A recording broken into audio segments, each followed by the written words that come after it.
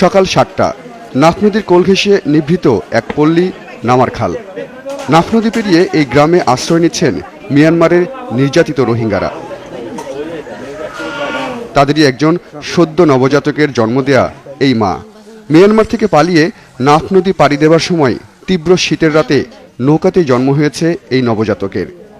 এমন দুর্যোগেও সবাইকে অবাক করে মায়ের উষ্ণতায় বেঁচে আছে শিশুটি। হাতে একটি রুটি নিয়ে বসেছিলেন সেই মা। মায়ে হন 7 জন ফুয়ান বিয়া দেহে ফুয়া বিয়া দেহে আর ইন হালি 7 জন মারি ফেলে মরি দিয়ে পুরা দিয়ে ফেলাই দিয়ে গসতি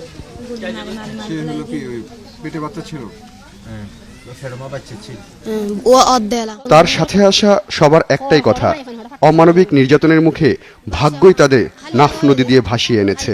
তো মায়া ভোয়ান হাড়ি ফিলাইয়ে মরুতুয়ান গুলি মারি মারি ফিলাইয়ে তো হিন দেখি দে তো নারা ডরে দিয়েছি।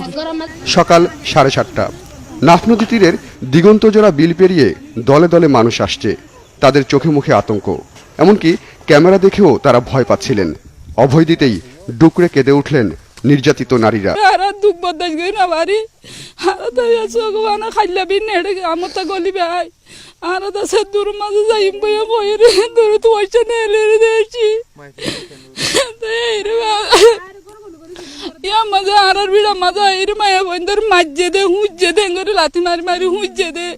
তার পাশে কল খাইছে লাথি মারছে দে জুলুম করছে দে উগ্র মাইয়া ফোয়ার খাঁচে 5 জন 3 জন 2 জন লবজন গিয়ে ফরান যার গিয়ে বেড়িয়ান ধরে জুলুম করে তারা বদাস করি না পারি আরা দেশের ইয়ারা বদল দিয়ে বসে দে আরা ফরান হারাই বলা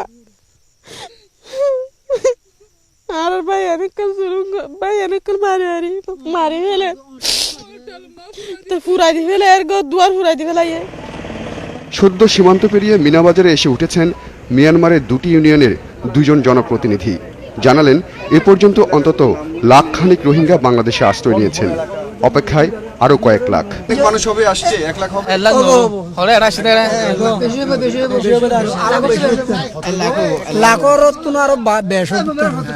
একই বক্তব্য স্থানীয়দেরও। আরো আমার 2-4 লাখ হবে বলে আশা করি রানা কি আর নাকি আরো বেশি কি আর নির্যাতন চলের না থাকে।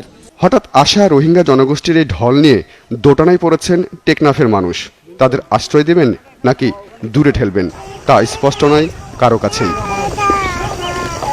হোসেন সোহেল, 71, ঝিমংখালী, টেকনাফ।